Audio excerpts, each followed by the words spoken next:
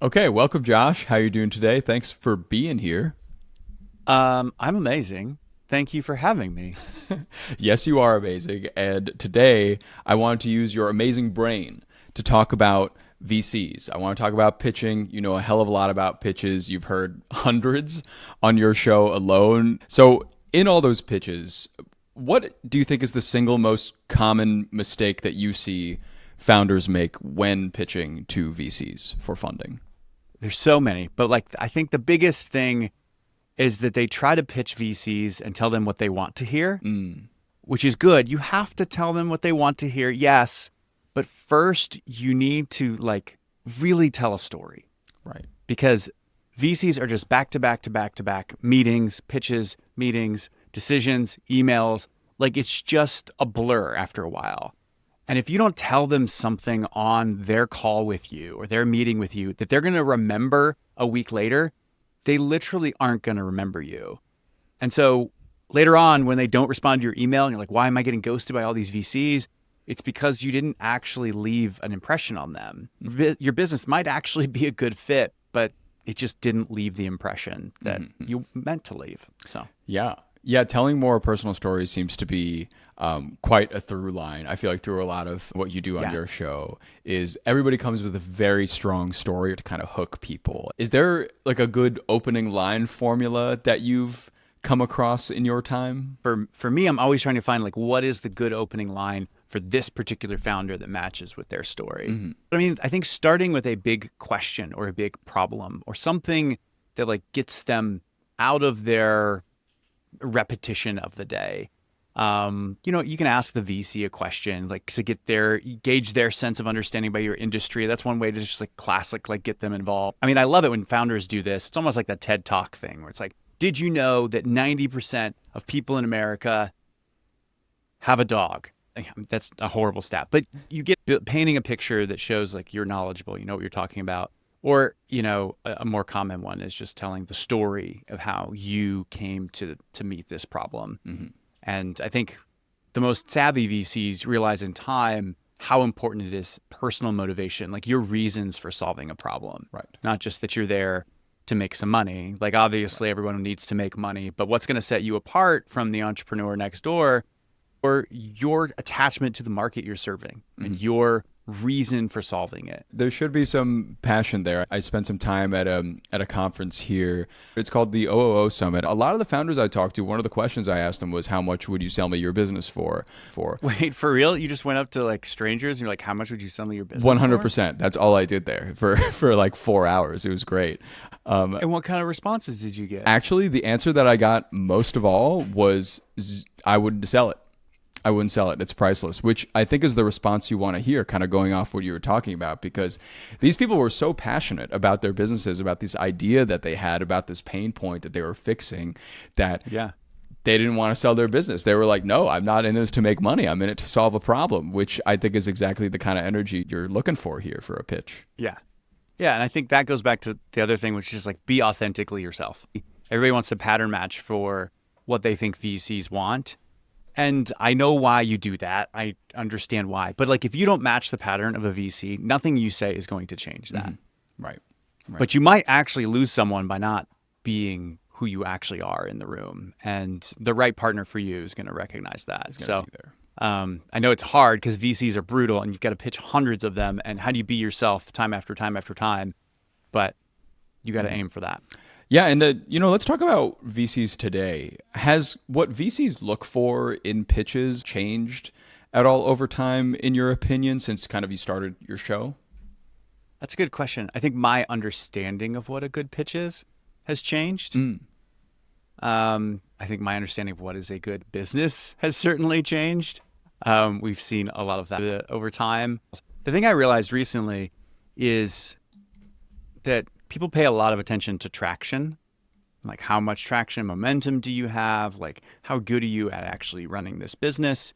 There's actually some data that says that early traction is not correlated to the end result, a large exit. There have been several fund managers that have looked back at their portfolios and there was no correlation between companies that had early traction and their ultimate outcome at the end.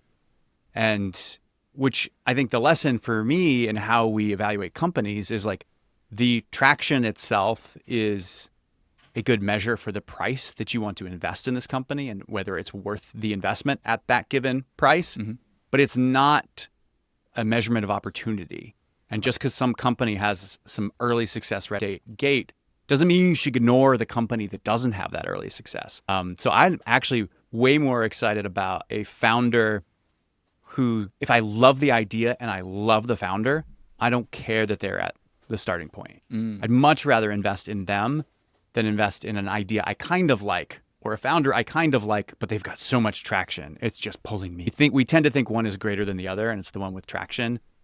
And I think that's the wrong instinct to follow. Yeah. I mean, it's kind of this idea of traction versus vision, and more so like, oh, it's a great idea and you have a great guy in charge versus the inverse of traction, which you were saying, which they have a lot of really good numbers out the gate, which seems very attractive. And I'm sure a lot of VCs do fall for that. Appreciate what you're saying. I'm probably in the minority here for saying this, but we're also pre-seed and seed stage investors. So we specialize in early. So like our job is to think about stuff like this.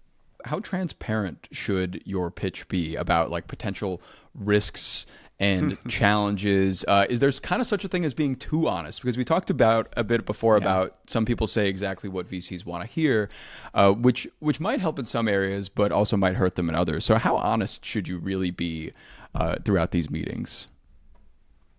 The way I like to say it is like you shouldn't hide anything, but you also shouldn't put the skeletons up front. Like don't bring them out of the closet and be like, hey, look, here's the skeleton. Now do you want to hear my pitch?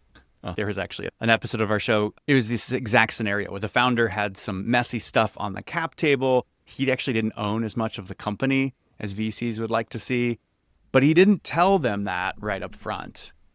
He ended up actually getting a deal. Like the whole thing went super, super well, but then in diligence, they start to dig in and some of the VCs fall out because of it. But we had the discussion afterwards with the VCs and they're like, I don't think we would have committed at all had we known that up front. And perhaps the people that did commit and did end up following through also wouldn't have committed.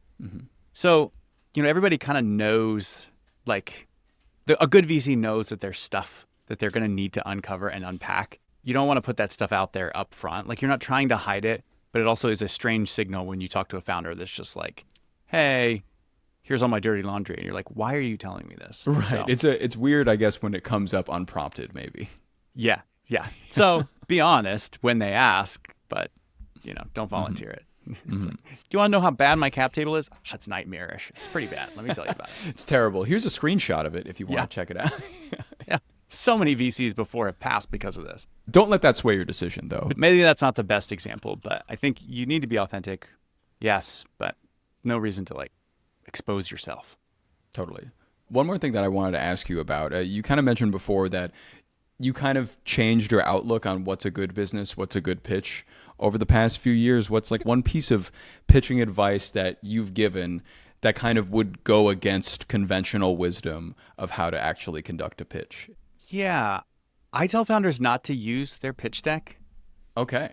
And if you're someone who really, really loves the pitch deck, do this instead. Just ask the VC, hey, would you prefer I use a deck or would you like to just talk?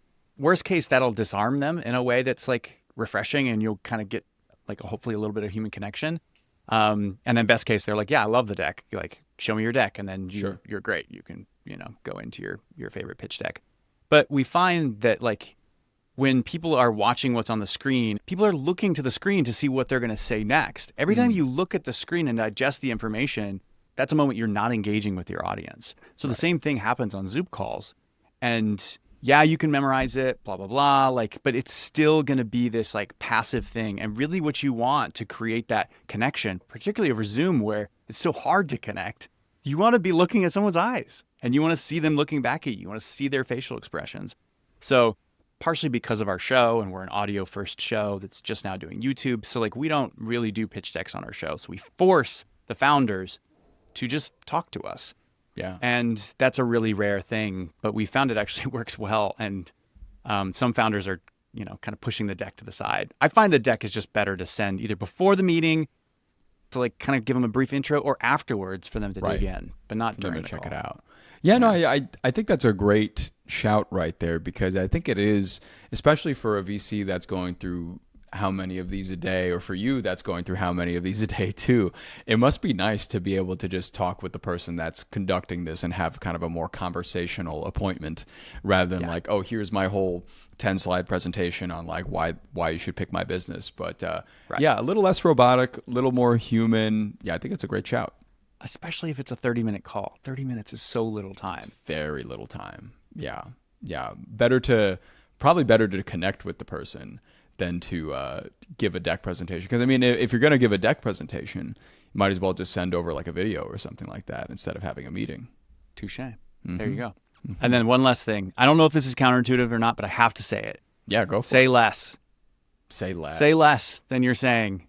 Like, people get it. The VCs probably get what you're saying within the first couple sentences. And then founders just keep going on and adding the nuance. And it's much better in a conversation to draw out the nuance, to give them what they need, to give them the answer. And maybe if you want to hint that there's more, you can, but then be quiet. Like, let them either go deeper down the rabbit hole with you or ask a different question, right? They might not need the full story, again, particularly if you only have 30 minutes. Yeah, makes a lot of sense. You got to make the most use of that time, definitely. So makes a lot of sense. Cool. Yep. Speaking of time. Well, Josh, yeah, speaking of time, thank you so much for being here today. It's been such a pleasure to chat with you, and hope to have you back sometime soon. And enjoy the pitch grind. I hope you hear a lot more in the near future. Grind. More pitches. Back to back to back. More. Thanks, John. Thank you. Okay, that's going to do it for us today, everybody. Thanks for tuning into the Hustle Daily Show. We're a proud part of HubSpot Media. Our editor is Robert Hartwig, and our executive producer is Darren Clark. We've got a ton more tech and business coverage in our newsletter. If you're not subscribed, go sign up at thehustle.co/email and follow us on Instagram at thehustledaily. We'll catch you later.